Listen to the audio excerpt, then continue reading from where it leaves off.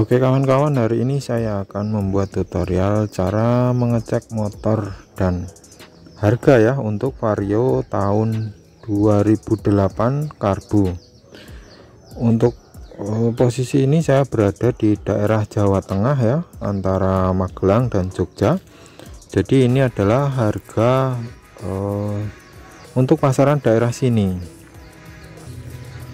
Biasanya agak lebih tinggi dari pasaran Jawa Barat, selisih 500 sampai 1 juta. Kemudian nanti akan saya sebutkan apa saja yang harus dicek ya. Biasanya 3 bagian intinya, yaitu 1 mesin, kedua bodi, ketiga perpajakan. Nah, itu yang pengaruhnya besar terhadap harga. Kalau untuk yang kecil-kecil misalnya aki, roda dan jok, itu ya agak murah lah, masih bisa diatasi. Dan di sini saya juga akan menyebutkan nanti motor ini bekas laka atau tidak, bekas jatuh atau tidak ya. Jatuh aja ya, nggak usah laka-lakaan, bekas jatuh atau tidak. Nah, kalau bekas jatuh apakah masih layak pakai? Nanti saya akan sebutkan apanya ya, ketentuannya. Jika itu cuma jatuh ringan berarti masih aman untuk dipakai. Yang pertama langsung saja kita ke bodi luar dulu ya, mengecek bekas jatuh atau tidak, kemudian listnya masih ori atau tidak ya. Untuk daerah Jawa Tengah sangat teliti sekali pembelinya teman-teman, sangat cerewet. Jadi beda dengan Jawa Barat ya, langsung motor bagus beli. Kalau di Jawa Tengah beda, harus ngecek. Di sini catnya harus ori ya. Misalnya ini termasuk ori, kelihatan putihnya, putih agak coklat ya. Kemudian yang ini putih pilok ya, kayak bekas gantian. Nah, ini minus yang pertama. Namun kalau bagi yang tidak memperhatikan, memusingkan masalah keorinan, no problem ya. Lanjut masalah bekas jatuh atau tidak ya. Di sini bisa dilihat, di sini. Nah, ini ada bekas dikit semua.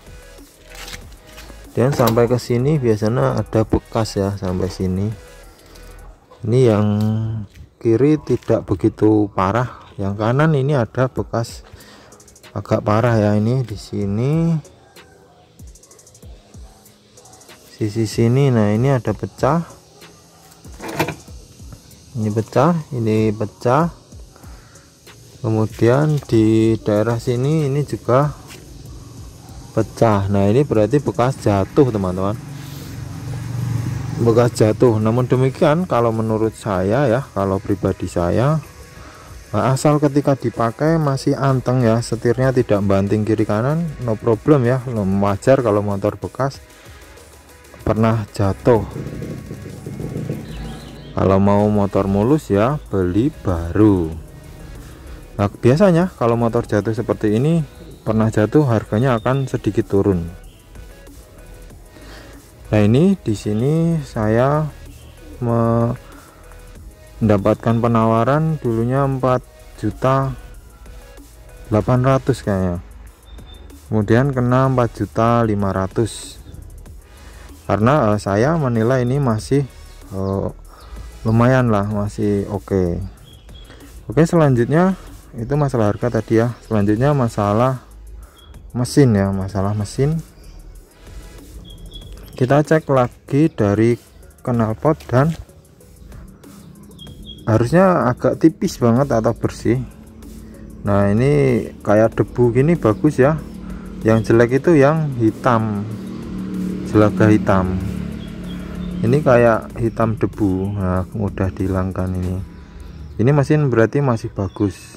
Kemudian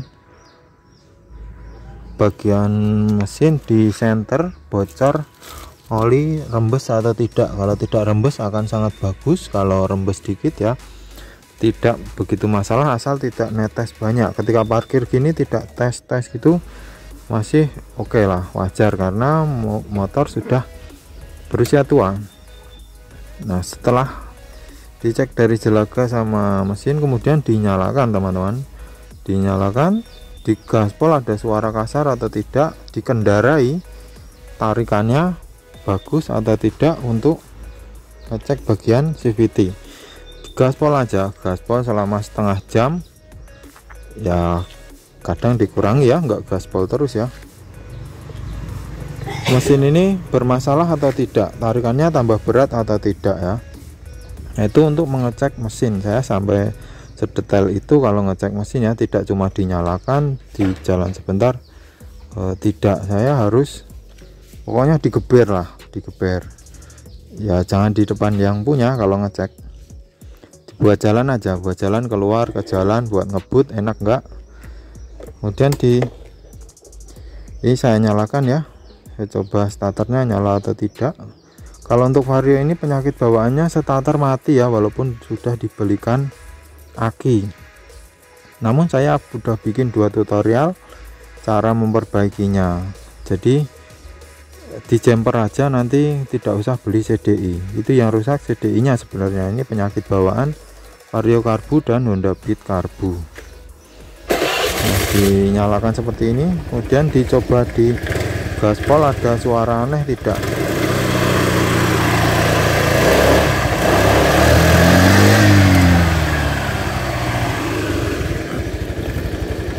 Nah seperti itu, di gaspol ada suara kasar atau tidak, kemudian dibuat jalan bisa kenceng enggak. Kalau nggak bisa kenceng ya ada indikasi dari mesin atau panbelnya KW. Ini kemarin panbelnya KW, kemudian saya ganti. Nah dari mesin sampai situ ya. Nah ketika jalan ini setannya ini dirasakan masih enak atau banting kiri kanan. Kalau banting kiri kanan ya berarti jatuhnya parah dulu, kalau enggak parah berarti masih anteng enak. Nah itu masih layak dibeli teman-teman, walaupun bekas jatuh, dengan catatan harganya agak murah ya. Lanjut ke bagian surat-surat. Nah ini untuk surat seperti ini teman-teman, kita cek dengan detail. Nomor rangka, nomor mesin untuk Vario, nomor rangkanya di sini, nomor mesinnya di bawah sini.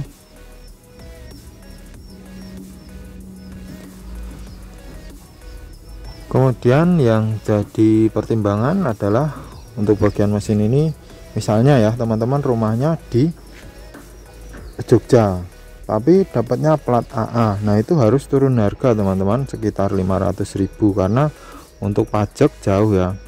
Kalau misalnya ini ya posisinya saya rumahnya di Magelang ya, beda kabupaten, ini plat AB ya, harus turun sekitar 500 sampai 1 juta.